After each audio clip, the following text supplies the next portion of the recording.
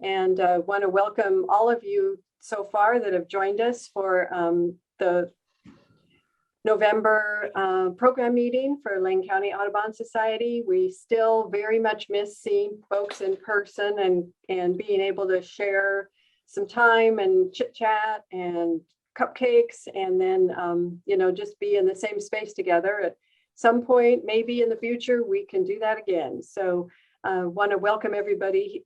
Great to see folks that we know and recognize on for Ram's talk. So we're looking forward to sharing this time together. We can move on to the next slide, Debbie. And I wanted to remind folks that the Eugene Christmas bird count season is coming on. Actually, we've made a point here of posting all of the Lane County Christmas bird counts. And the first one in terms of the calendar is coming up Saturday, December 18th. That's Florence. And so we've put the contact information on this slide, and all of this information is also available on our website. So if you don't want to write it down now, you can go directly to the website afterwards. It's, at the bottom of the slide. You hopefully have all been to our website and look up this information. The next bird count will be the Oak Ridge on December 28th, and Joel Geyer is the compiler for that. And then Saturday, January 1st will be Cottage Grove, and the one that we are most invested in, I would say, at least Lane County Audubon Society, is the Sunday, January 2nd, the Eugene Christmas bird count. And I wanted to make note, this is going to be the 80th Eugene Christmas bird count. So that's kind of a big number. And so if you have any questions about joining a team, you can contact Dick Lampster. He's the guy who's been hovering in the back here. And also wanted to make a special plug for those of you who might not want to go out and be out on one of the teams counting. If you're in our circle, you can contact Marcia, and her information is here on the slide as well, to become a home counter. And I think last year with COVID, we actually had a record number of home counters, which was wonderful because, they were counting those birds, and we got the birds on our list. And so please join us one way or the other. 122 to be exact. 122 home counters. So that's a pretty good number. Okay, that's my plug for the Lane County's Christmas bird counts. I just wanted to say a quick word. As you know, Lane County Audubon often comments on proposed projects, including timber projects in the area. I wanted to bring to your attention one proposed project that I thought it might be a good idea everybody commented on. I think the more names, the better. This is not too far from here. It's the Sweet Home Ranger District. There's plans to log close to 8,000 acres. That's some good habitat. There's not a lot of protection in the plans for spotted owls and other users of that habitat. And we're really hoping that the Forest Service changes tact a little bit and starts thinking more about climate conscious restoration work rather than just timber board feed. So if you're interested, Cascadia Wildlands has set up a real quick link. You can just add your name, or you can send in comments separately, and we'll get this website, the link to Cascadia Wildlands letter, to you on Facebook and on the website. And do feel free to click in and add your name. Again, I think the more people they hear from, the more they hear that the public values the forest for its ecosystem services, for its habitat and restoration, and kind of for recreation and fun and birding too. The more people they hear from, the more they might turn their attention to those really good goals. And I will turn it back to Maeva to announce next month's program meeting. Okay, great. Thanks, Debbie. And I just want to say that Cascadia Wildlands does wonderful work in terms of real strong activism, and we sign on, like Debbie said, to a lot of their work because they're really the front line for us in this local area on many of these issues. So we appreciate what they do. So next month, December 10th on a Friday at 7:30, we're going to be wowed by Paul Bannock, whose photography of birds, and most particularly owls, and his many books about birds and photography. He just started out photographing, but if any of you have seen his presentations before, I think we've had him for over the several years do presentations about every other year or every third year.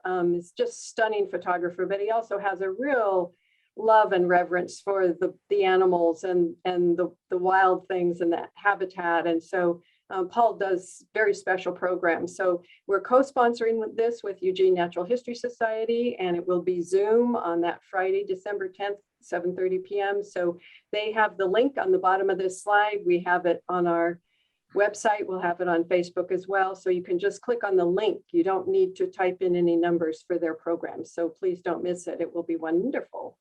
In January, I want to tell you a little bit about our program meeting then. We're going to have Pepper Trail, who is a forensic ornithologist. And so we're going to learn a lot about feathers and how to identify feathers. And he particularly does a lot of work with criminal forensic ornithology. So it should be very interesting. Find out a little bit more about the other end of the spectrum of birds. He does talk about himself as, he says most birders have a life list. Well, he says that he has a death list.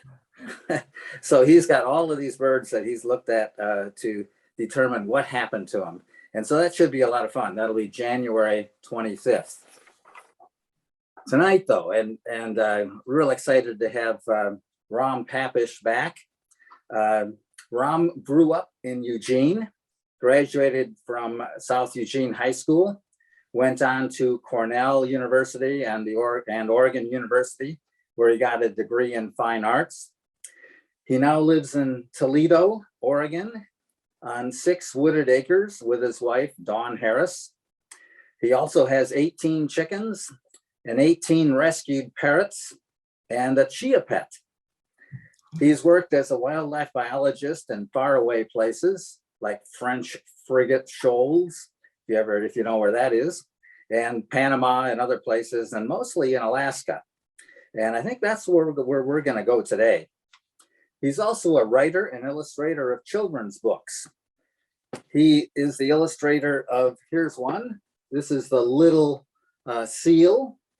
And then here's the second one called The Little Fox. The illustrations are just amazing. You have to I hope you can see this. These are some of the illustrations he has in here, all amazing. So anyway, he's a great illustrator of children's books. He's also working on 2 other books. He's doing the illustrations for a book on the history of Oregon ornithology. And he's doing another one about the search for belted kingfisher by Marina Ritchie. And he also finished a huge mural at the Julia Butler Hansen National Wildlife Refuge, which is on the Columbia River on the Washington side, east of Astoria. Beautiful artwork up there. He's also done a lot of artwork along the coast and at the Marine Science Center. So you'll see a lot of his stuff if you are wandering around the coast in particular. Also, during non-pandemic times, he's been an actor. He's frequently seen at the Newport Performing Arts Center. And my wife and I went there and saw a couple of his performances, and it's a lot of fun. He's an amazing person, and you're going to get to meet him here. This will be his 4th program with the Lane County Audubon Society. And we are very excited to have him with us over Zoom. So please give a warm welcome to Ram Papish. Take over. Oh, thank you so much for that very extensive introduction, Dennis. So thanks everyone for coming tonight. I think this is going to be a fun show. It's a lot of pictures from our trip to Alaska this summer. But I want to start back in the late 80s when my brother Yuri brought home this coffee table book right here, Images of Nature, the photographs of Thomas Mangelson. And I'd like everyone to note the cover of this book. It has a Alaska brown bear with a salmon right in the jaws of that bear. So my brother, in my memory, had never purchased a book before this. And, you know, quite frankly, I don't remember him ever purchasing a book after this. But this particular image must have made quite an impression on him. I remember he spent $50 to purchase this book.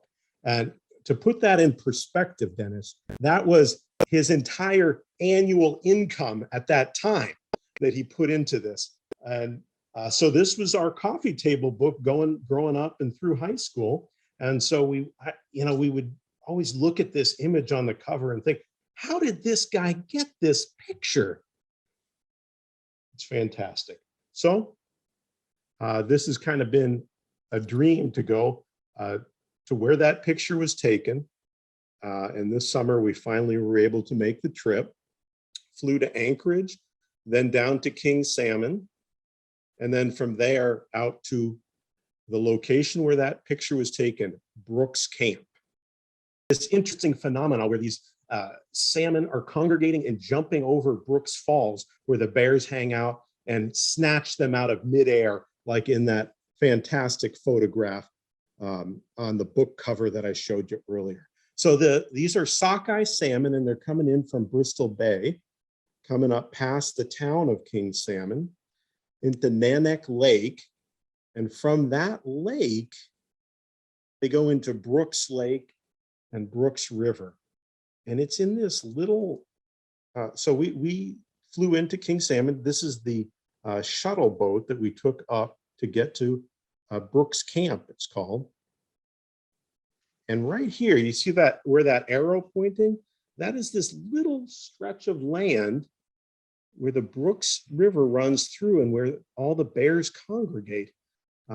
It's a wonderful geographic setup to have these bears concentrate in that small area. Okay, Brooks Camp is part of the Katmai National Park and Preserve. Here's a picture of myself with my brother, Yuri, the book purchaser. And our friend Roy joined us on this trip, and I'd like to thank him for contributing some of the slides in tonight's program. Okay, so Brooks Camp is not a place you go to see signs of bear. This is not good enough. You're not going there to see an occasional footprint. You're not going there to see a bear off in the distance, although this is a lovely scene. You're going to get close to bear, okay? And these are the largest bears in the world are the Alaska brown bears. So here we are up nice and close. And yes, we are able to get full frame face shots of these bears. So the rule there is you're not supposed to approach a bear closer than 50 yards. But if the bear approaches you, you know, you're not under control. You know, that's out of your control there. So we did get closer than 50 yards on occasion. But we went there not just to get close-up shots, we went there to get a particular shot, a cover shot, Don. But there's a problem.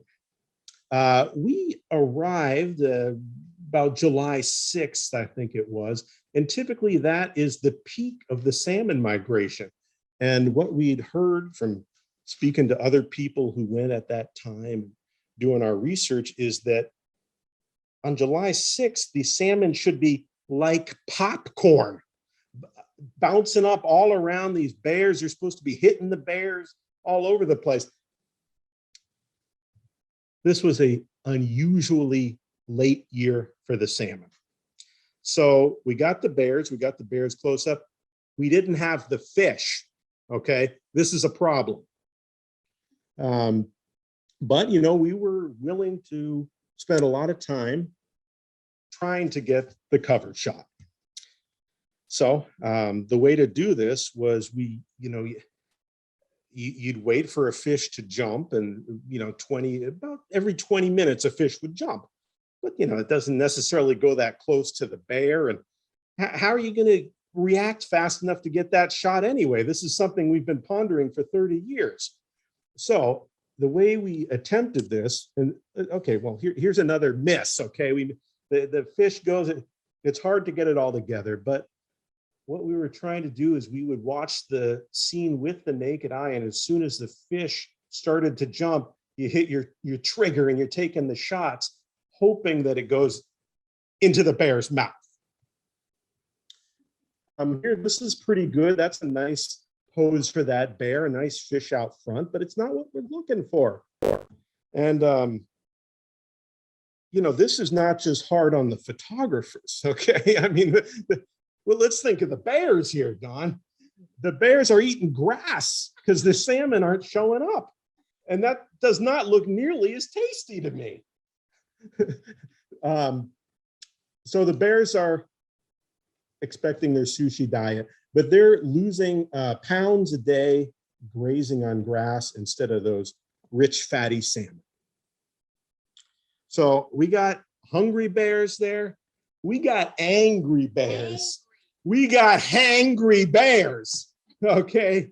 So you know what happens when you have hangry bears? This type of thing happens. Okay. We're talking Fight Club here.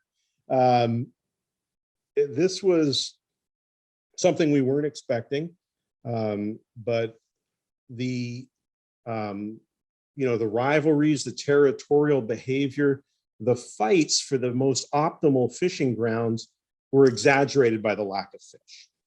Okay. So here's a couple of the larger Bruins at the falls having a confrontation.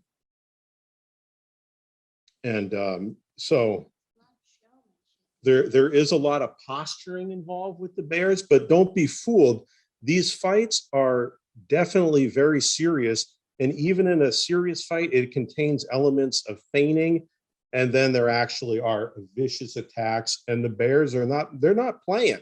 These bears are going for each other and biting each other in a very serious fashion. So these are, we weren't getting the cover shot. Okay, that's fine. We were very happy to see these amazing confrontations. And what you're not getting are the sounds involved. Okay, there's very intimidating sounds being produced at this time.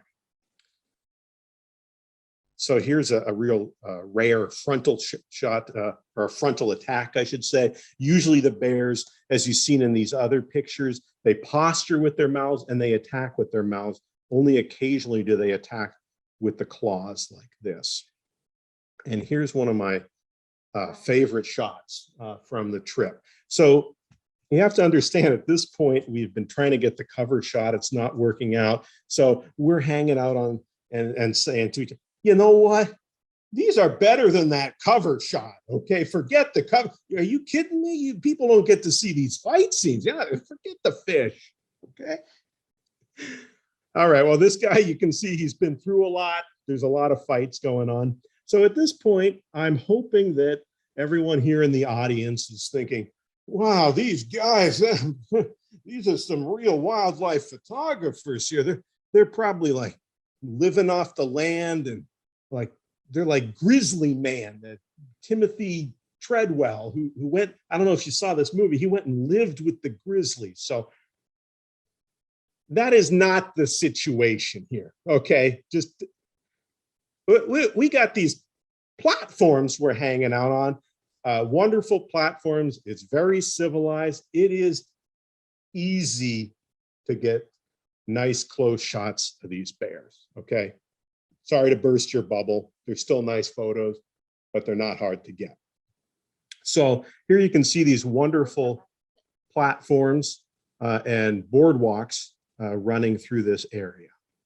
And the bears go right underneath them. One of the rules there is you're not supposed to, this is a ranger doing her research here, okay? But you're not supposed to stop because you don't want to affect the bear's behavior. You want them to be able to move underneath the boardwalk. So most of the people visiting just come for the day. And here's a group. The groups gathered during the middle portion of the day. You can see some bears swimming underneath the platform, and these walkways have these really very heavy duty metal gates periodically to keep the bears from running around on the boardwalks and that could be awkward. Yes. So most people I mentioned come for the day, and they come out and in float planes from Anchorage, Homer, various cities in Alaska. The main issue with landing on Neck Lake there is not hitting any of the bears that are swimming around. So during the middle of the day, there are quite a few float planes that have brought people in. And actually, I think that this is one of Roy's shots, but I think there were like twice this many in the middle of the day at times. So big crowds coming. First thing you do when you arrive at Brooks Camp is you get a briefing on how to not approach the bears. And another strict rule is no food on we don't want the bears to associate people with food. You're not even allowed to have a stick of gum with you, nothing. You can't have any food on you. So here's some people getting a briefing from the ranger. And then, okay, you can't take any food with you, but you can go over to this picnic area here where the arrow's pointing behind that electric fence to have your lunch, okay? And there's another view of that little enclosure. You get people, they're arriving at lunchtime. A lot of people, they want to have something to eat before they go out onto the walkways and platforms. So this is the Brooks Camp here. These are some lodges, and you can see the bears are wandering right through that area. So there are rangers there telling you to freeze and hit the deck and all this type of thing to avoid the bears. Okay, we did not want to do a day trip. This was a long time dream to go up and get the cover shot. So our plan for several years was to get a camping permit and we ended up staying for 5 days, I think it was. But let me tell you, it is not easy to get one of these camping permits. You have to go to this website here, recreation.gov, at 9 a.m. on January 6th. I do have the time and date memorized. And at that time, you try to make your reservation, but you kind of have to get lucky because the reservations for the whole summer are sold out within the first 30 seconds. And this was the third try we were able to get these. And I just hit refresh at the right time. But let me tell you why you want this reservation. Because if you get it, you get to camp behind the electric fence. Okay. That is a nice feeling to be behind an electric fence when there's this many bears around. If you don't get a reservation, you can backcountry camp, but there are an extraordinary number of bears in the area. Okay. And no fence, sure. Okay, so the advantage of going out for an extended period of time is you get the platforms pretty much to yourself if you go early in the morning. The people start arriving, you have maybe 3 hours before the crowds start arriving. So here is my brother on the platform all by himself at the falls.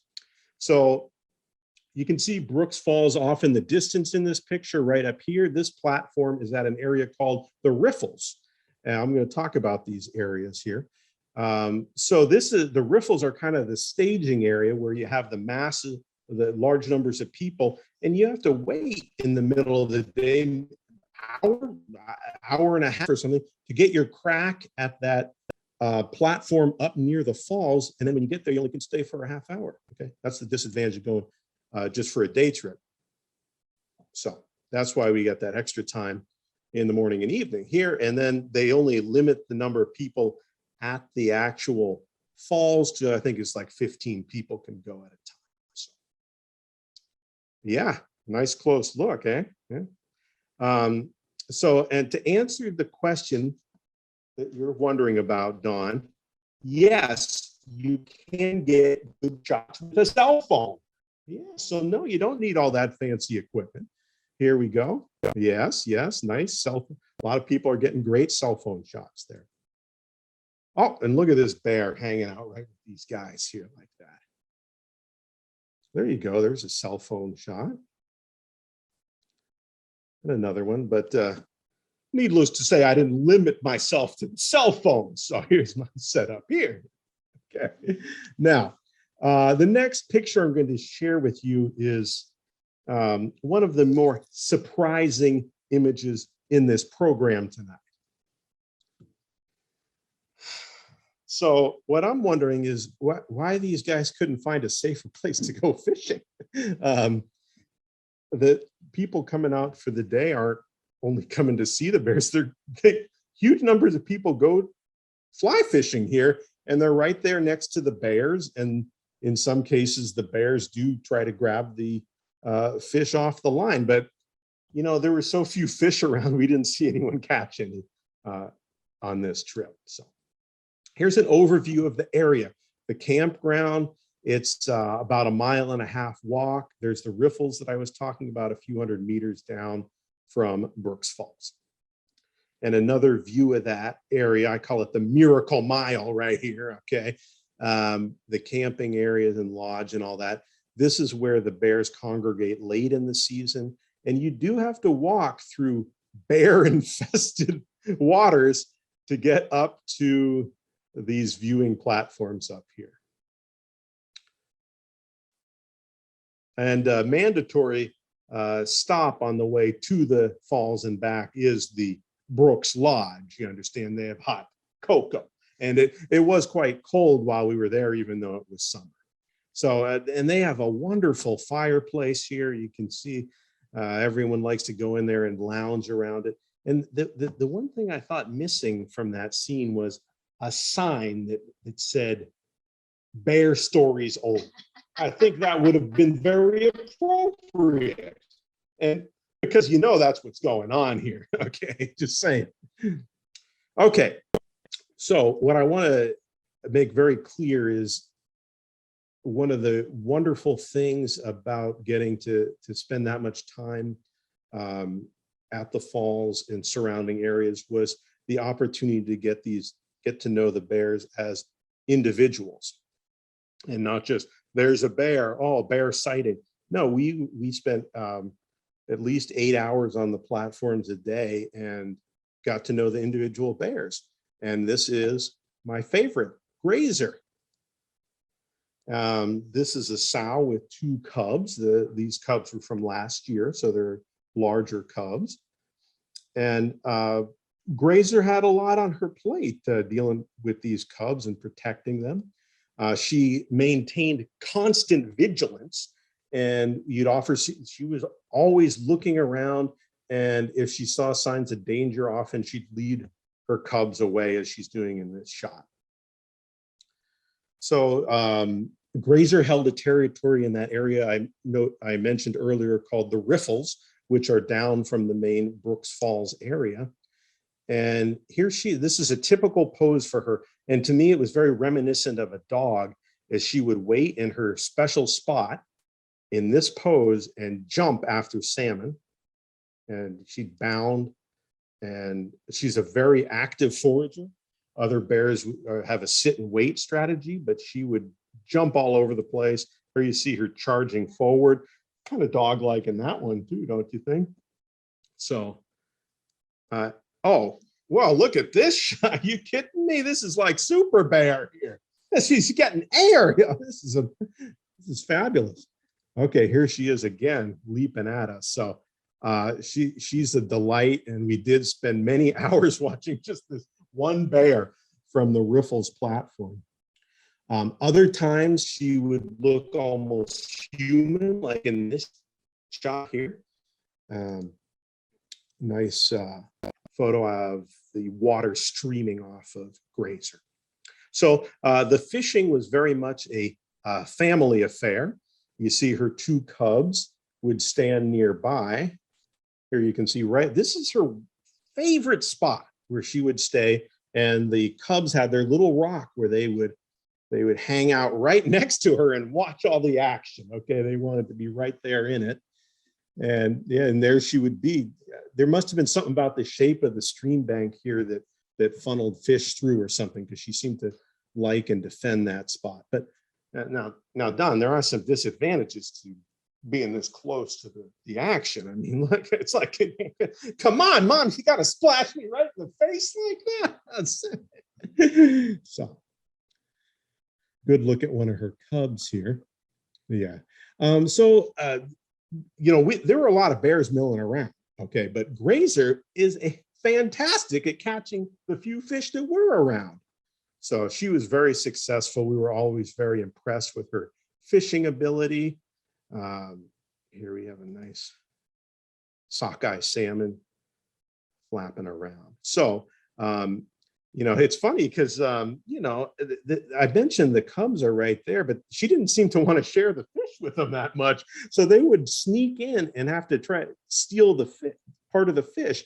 And usually almost without fail, one of them would just grab the tail of the fish. Like that was the part she didn't have her mouth next to or something. And the cub would rip off the tail and run away with it. Here you can see. And the two of them would run off like thieves and enjoy the tail at a safe distance from their mother. So, yeah. And this is unusual. I like this shot because it shows how large the paw is on that cub right there. This is my, let me go to this, my glamour shot of Grazer. Okay, here we go.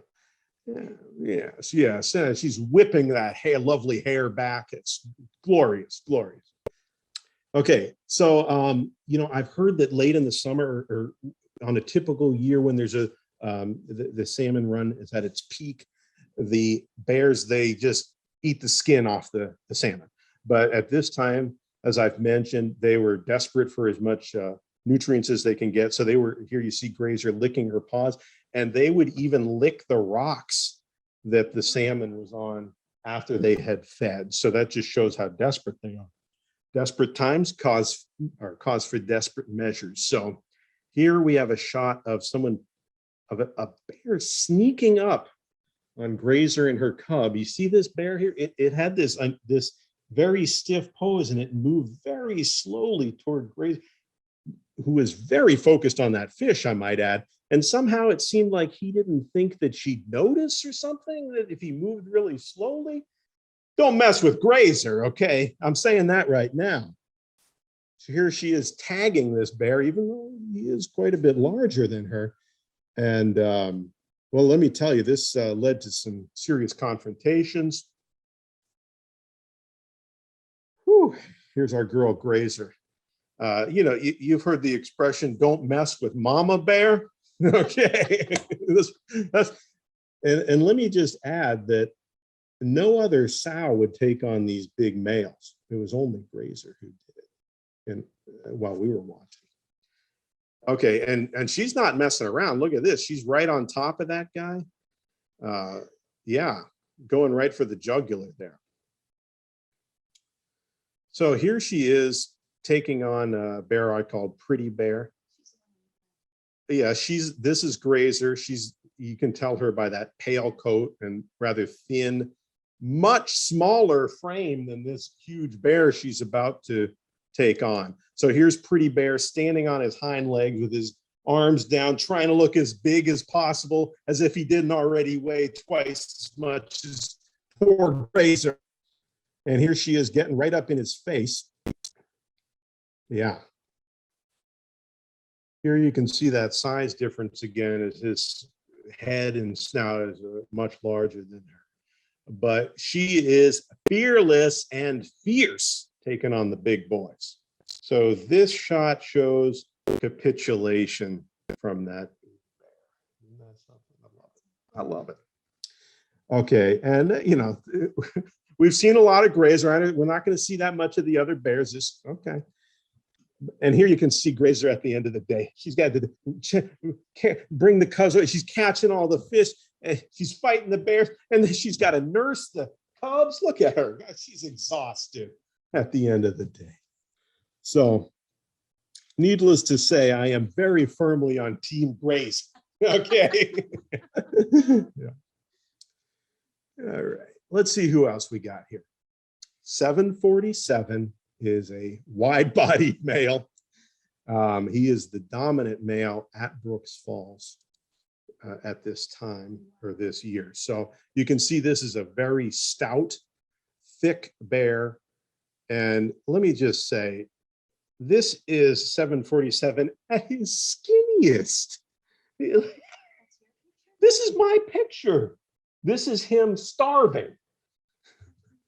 My understanding in talking to the rangers is he ate very well last year. So even after hibernation and, a period of eating grass, he's still looking pretty stout. You can see from the scarage that 747 gets in a lot of fights. You can see on both sides, very extensive scars. This is the neck and shoulder area is very often hit by other bears. So, but while we were there, no other bears wanted to take on 747. So he got the optimal spot at the falls that we call, actually everyone calls it the jacuzzi. So it's right at the base of the falls, pretty close to the platform. And whichever bear is able to maintain that territory or that little spot gets the most fish. Okay, because that's where the fish seem to congregate to try to jump over the falls. I think it's a little deeper there. And in watching, the fish just bump into 747. He just puts his head down and picks them up. He's not doing the super bear routine like Grazer has to do further down at the riffles. So remember that's the best spot. We'll revisit that later. But here's 747 with the nice fish. This is a bear we call chin strap. And it's the only bear. It was number 2 bear at the falls, and it would stand its ground a little bit against 747. But I will say that, this is chin strap, this 747. But I want to note that 747, he's a bully. Okay, he's just fighting chasing bears that aren't even approaching the jacuzzi. Okay, here he's going after poor Popeye, chasing across the falls up into the forest. So this guy, man, here he is. Okay, so you can see this is a period in early July when they're they're shedding their fur. So you can see those patches of bear skin on his back. He's taking a break from the jacuzzi. We got 2-stroke in there. We got tongue bear up on the lip there. So don't worry. If he wants a jacuzzi, all he's got to do is go back over there, and the bear in it will just run away. So, all right, so we're going to take a look at tongue bear. Now, Don, these aren't the official names. Like some of these bears have official names. Others, we just made it up so we could talk about the individual. They all have numbers, however. So 747 is the official name of that bear that we just saw. So here's tongue bear. He always stays on the lip of the falls. That's what everyone calls that, the lip. And I just can't remember why we called this one tongue bear. But anyway, I don't know, he always struck this pose, yeah. And let me say, he did have some success. So a little story here. When you're getting your briefing, you're told certain rules. And rule number 1 is when the bear catches a fish at the falls, you're not allowed to cheer, okay? But when we saw this, we all cheered, okay? We were yelling and screaming, and then turning around and to the ranger, I know we're not supposed to. You gotta be kidding me. There's no way you can't cheer when this happens. Okay, yeah. Looks like he barely got that one. I'm limiting myself to 3 puns in this show. Okay, it's a 3-pun show. We're not. You should be grateful we're not overdoing it with that tonight. Okay, so here's tongue bear off enjoying his fish on his favorite little rock, and he will lick that rock when he's done. Okay, Popeye. Oh, this is a great bear. This bear has the look you want in a big brown bear. Notice the nice contrast between the face and the muzzle. which the muzzle's much lighter, like Smokey the bear. It's got a very nice hump on the back, which I appreciate, a nice sagging belly, and very solid forearms, for which he gets his name, Popeye. That's we think this is our favorite look for a bear. Let's just leave it at that. Here he is posing, a handsome bear posing with the falls. Yeah, very solid. He's one of the larger bears there. He stayed back further on the falls. You look past the jacuzzi to that was called the assembly line, or something like that back there. Okay, and here is Popeye trying the lip, but let's face it, he's too big for that. You need to be a little bit smaller bear, I think, to be able to agilely balance on that lip. But this is a classic shot with the falls behind and that optimal looking bear with a nice sized salmon. You gotta love that.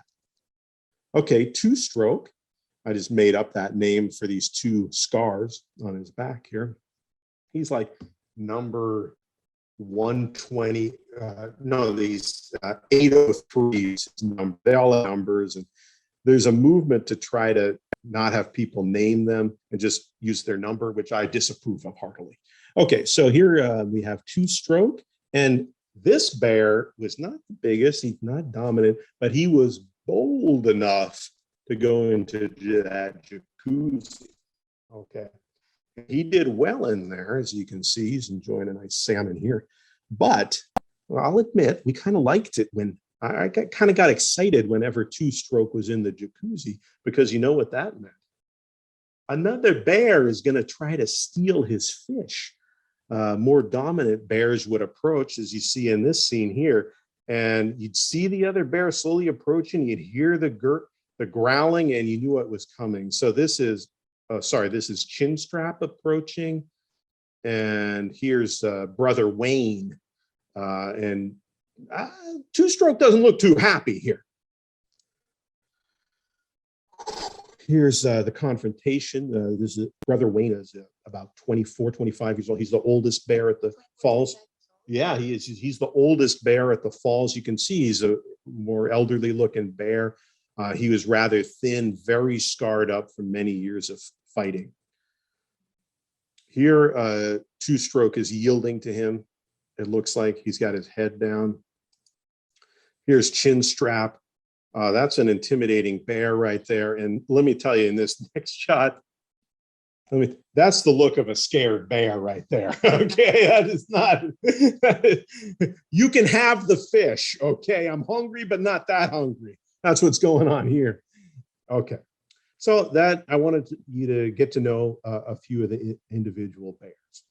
But there were the regulars at the falls, but there were also quite a few bears that we'd only see once.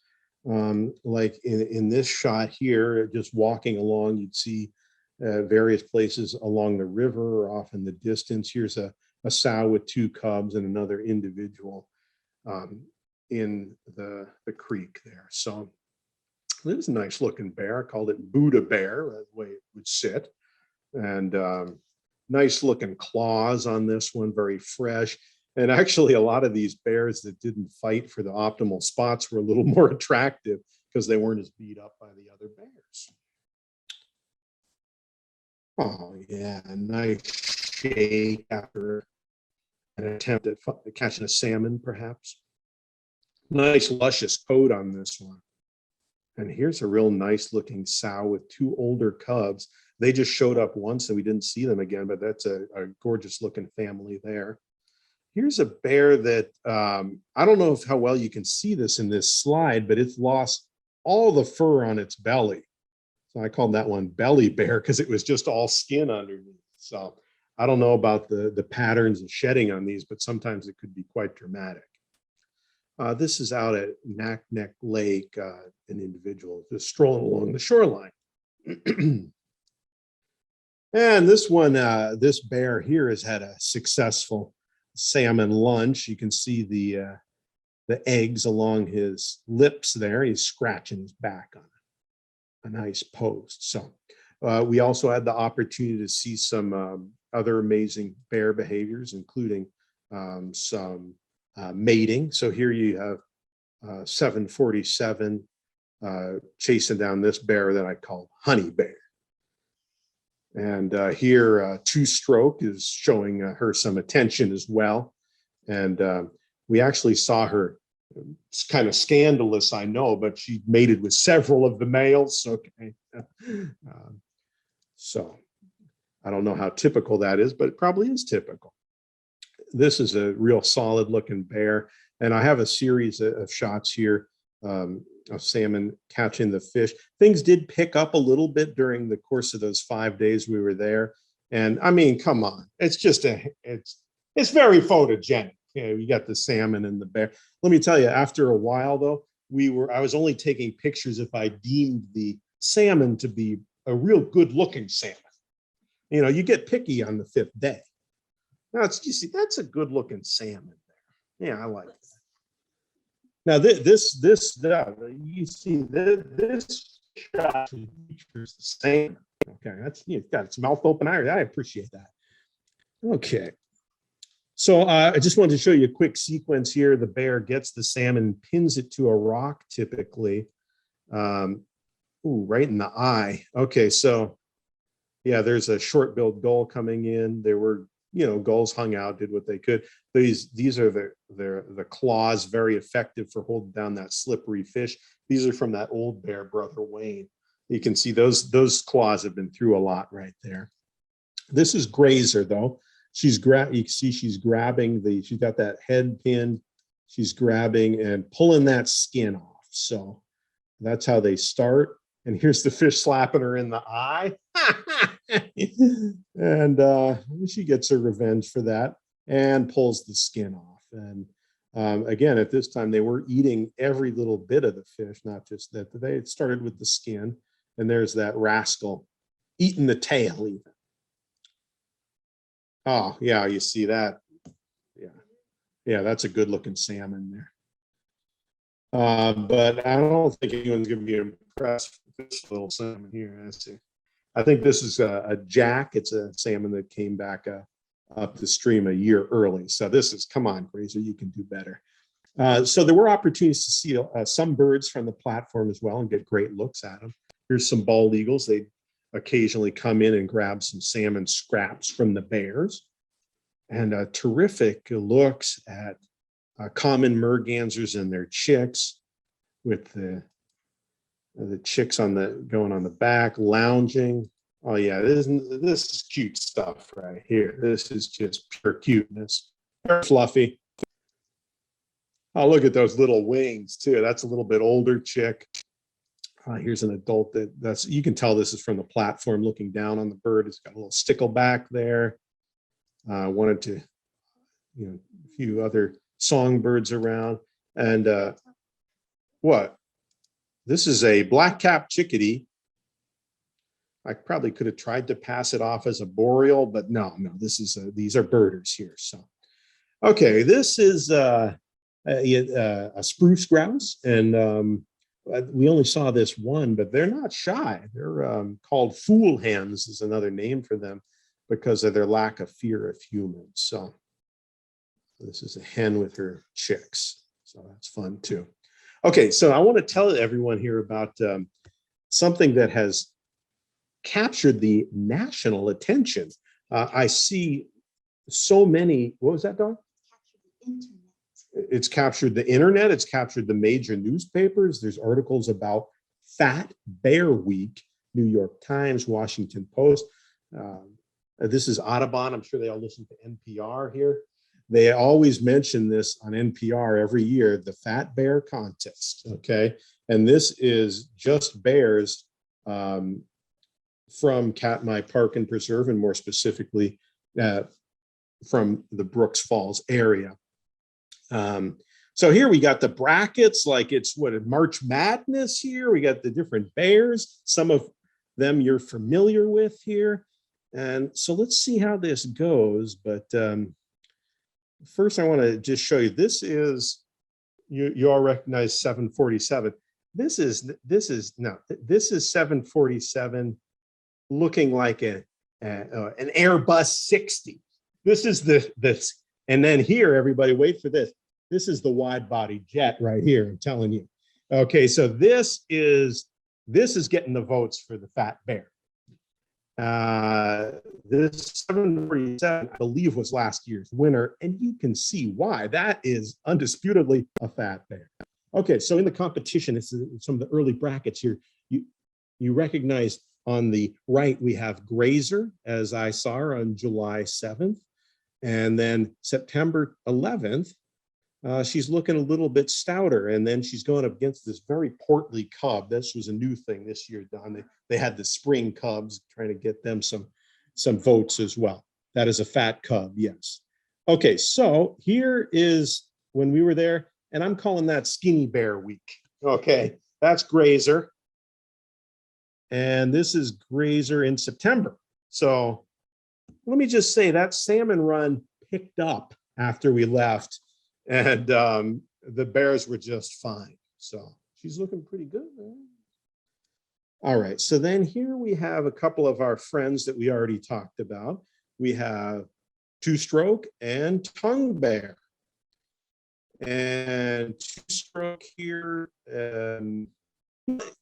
I wanted to mention these two are actually brothers. You can actually see the family resemblance. I'm not joking. They're dark around the eye. Anyway, these bears aren't contenders. Okay, these are pretty good sized bears, but come on, 747. I don't, they made it to the bracket. Okay. So here we have 747 going up against Otis, and we're getting further in the competition here. You can see Otis wasn't there yet. When you see, this is a picture from the 26th, so he must have arrived from parts elsewhere because we missed him. But you can see down here, 740. That's pretty impressive. Let me just say, I voted for him. Okay, let's just move on here. But let's look at our brackets. So we got Otis is advancing nicely here and beating 747. That's quite an upset, in my opinion. We had Grazer defeated by the fat cub. Okay. Team Grazer. Now, this is pretty good. We have Walker down here who's defeated Popeye. Okay, Popeye's a good-looking bear, but he's not the fattest. That's fine. But then Walker went on to beat a bear named Chunk. That Chunk is hard to beat in a fat bear contest. I think that's a former winner. Okay. Moving on. Okay, so here we have, this is the finals. This is Walker versus Otis. Okay, look at that. That's a real stout, I don't know. Let me just say, I think there's some politics involved here. There's, people on the internet, Otis seemed to be a crowd fave. There was some lobbying for Otis, okay? It's all politics. So the winner was Otis, okay? Congratulations, you deserve it. Okay, well, maybe. I don't really think he deserved it, but okay, we'll move on. All right, so we're not here for fat bears, people. We're here for the cover shot. Whoop, okay, y'all remember the cover shot from the 80s. So I mentioned there were more salmon showing up over time. And let me tell you, every day Roy would be on his phone. Oh, another 2 million salmon have entered Neck Lake. I'm like, what good is that doing me? That lake's 40 miles long. When did the fish got? We got to leave in a couple. What? I'm not interested in your extra 2 million fish after I leave. Come on. All right. So anyway, there were a few more coming as time went on, and there you go. Okay, that's not a bad shot right there. But it's not the cover. So this is a good one too, but he's facing away. So now we're getting a little bit closer, but I don't know, the aesthetic of this picture, that fish is just like a little bit too far into the mouth. I want a little bit of suspense here, Don. This fish is a goner. Okay, I want to feel the tension. I want the fish in the air. Okay, that's not bad. Okay, yeah, but I'm not confident that that bear is going to catch that fish. I think it's going to miss it. Okay. So I like this shot. Don't get me wrong, but it's not the cover shot. Now this, yeah, the head's facing away. It's all right. Okay, that's a good looking face on that bear. The jaws are open. The fish is still a little too far away. I don't think that he's going to catch that fish. We need the tension. We need the suspense, but we need to feel the fish is going to be caught. So this was my best attempt. Okay, I'm sorry. But Yuri, the purchaser of said book, who saved up for a whole year to buy the book, got this shot. We have a fit. There's tension here, I'm telling you. I think he's going to get that fish. I'm not 100% sure, but I'm 99% sure that fish will not see the next day. And hey, Yuri, you did it, man. Here's the cover. I'm telling you. Woo! Woo, Ram Papish, photographer of large, scary mammals. It's right there on the cover. Come on. You gotta like that. Okay, so what? You're reading the titles on there? Unseeing Seth, Harry Beast, and Where to Find Piggy Bears, Strike It Rich with the Fat Bears. Anyway, we have a success story. So I'm glad you are all able to join us on the journey. And with that, we reach the end. Hey, thank you. Thank you, Ram. That was great. Okay. So I'll stop sharing that. We've seen enough bear butts for one night. Okay, so Let's see if we have any questions out there. Thanks everybody for coming tonight. Okay, I gotta pull up this chat here. Do the bear? We have a question. Do the bears hibernate or do they move away? So they move away somewhat. The bears congregate at the falls for the salmon run. So they're spread out at various areas in Katmai Park and Preserve. And so, yes, they do congregate. How long do the cubs stay with their mom? That's an excellent question. They stay with her up to that third year. So you saw those cubs that were with Grazer. Those were second spring cubs. So the ones born that year are called spring cubs. Then the next year they're called, I don't know, I think they're called second spring cubs, and then they will stay a third year. Did you guys get eaten alive by white sox? We have a question from Peter, who's actually been to the area. No, there were no insect issues at all. We brought all the, you heard a lot of stories about issues with mosquitoes, but that was not an issue at all. It was, well, yeah, there were very few. Let's just put it that way. Are the berries in the Brooks area a major food source? And if so, how have they been during low salmon years? There are berries around, and there are some more mountainous areas adjacent that have a lot of blueberries. So that is a food source. Yeah. Let's see. Yeah, down where we were, there weren't a lot of berries, but up on the higher region, my understanding is there are quite a few berries, and that is a good food source. But really, I was kind of teasing them for eating grass, but that is a standard thing for these the Alaskan brown bears to eat. So that wasn't unusual. It was just extended further than normal this year. Okay, how many bears were there at once? There were probably at the falls, from that falls platform, you could see about 25 bears, I'd say. when it got kind of busy. Other times there were half a dozen or so. So, and then I don't know, maybe and then there'd be a few more further down on the river. So there may have been about 30 around, I'd say. Okay, did any of the adults go after, attack any cubs? We didn't see that, except Grazer attacking her own cubs. Well, it's nothing serious. But there are serious encounters between the boars attacking the cubs and killing them. So that does happen. And although we didn't witness it, a ranger did tell us about individual sows that had lost a cub, and as a result were a little bit testy, or would be more aggressive after the loss of the cub. So that's a good question, and it does happen. We just didn't happen to see it. I think it's fairly uncommon.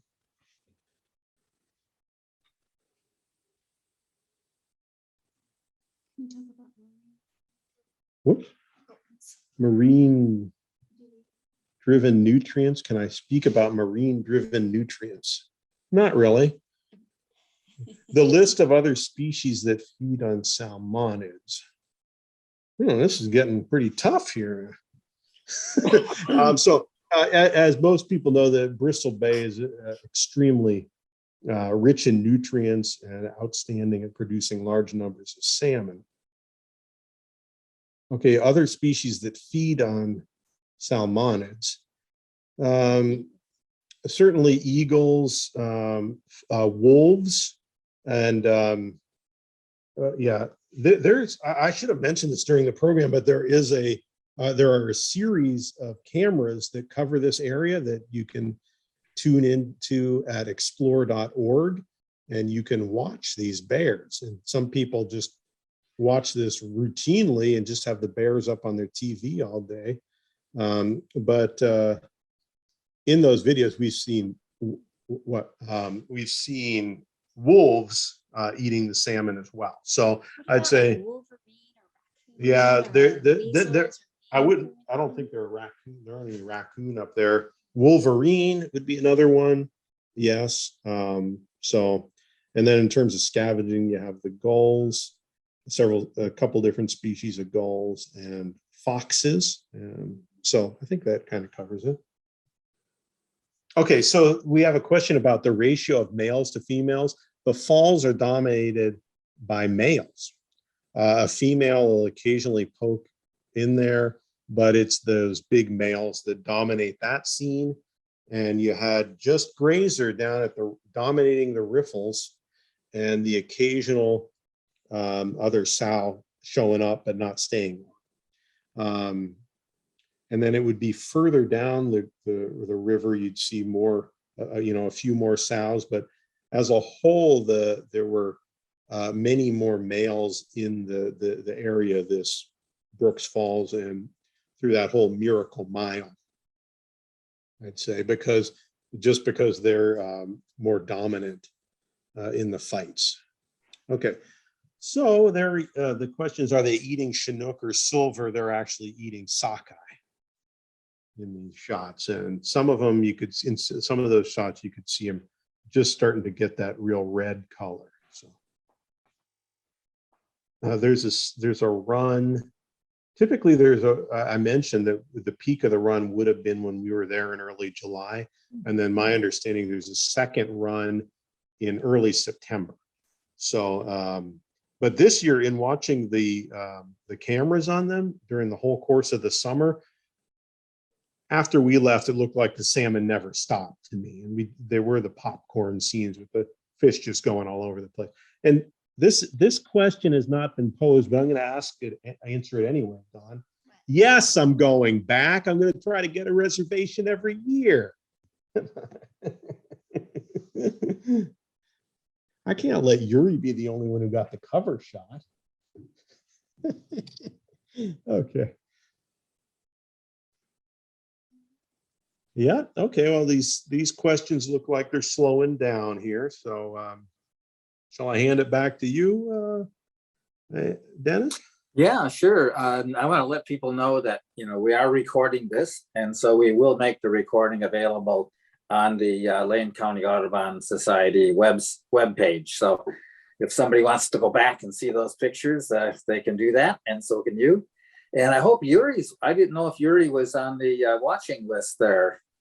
Is he? Yeah, he's here. I wanted to make sure he heard me teasing him. Oh, okay, good. Okay, because I want to make sure he saw this. So I would send him a link to the video if he weren't watching. Well, thank you very much. I wanted to make one quick comment. Ram, your photographs and your stories were wonderful, but I love the humor you insert in it. And we were just here yucking it up the whole time. So thank you for giving us some wonderful laughs along with your stories and photographs. So. Oh, thanks. It's hard to tell from here. I'll tell you, it was pretty quiet in this room. Well, we loved it. Thank you. Thank you. Yeah, we Hey, did. thanks everyone for coming. Appreciate it. I could tell that you were wishing you had a live audience there, but you did well. This format works pretty well. Yeah. Okay, well, I appreciate it again, Ram. I'm going to try and have you as a presenter every season. So you got to think of something you'll have for us next time. Well, I may have to go on another adventure then. Oh yeah, definitely. Well, thanks so much, Ram. I know everybody would be applauding and wishing you well. So thank you very much. And I hope everybody that's still on has a wonderful holiday this year. And we're getting a couple of thumbs up for you as well. So thank you. Hey, thanks very much. Thanks a lot. Thanks again. Okay, thank you, Ram. Good Thank night. you, Don. Bye, Don. Good Thank to see you. Thank you. Thank you, Debbie, for getting this all set up. That really worked well again. Send me the link to the program sometime tomorrow and I'll work on it and get it ready to go. Sounds great. I will shoot it over to you when I get it. And thanks for everybody for joining us. That was a great program. Yeah, that was fun. Okay, good night, everyone. I'm going to Take sign care, off. Thank you. Good night. Bye.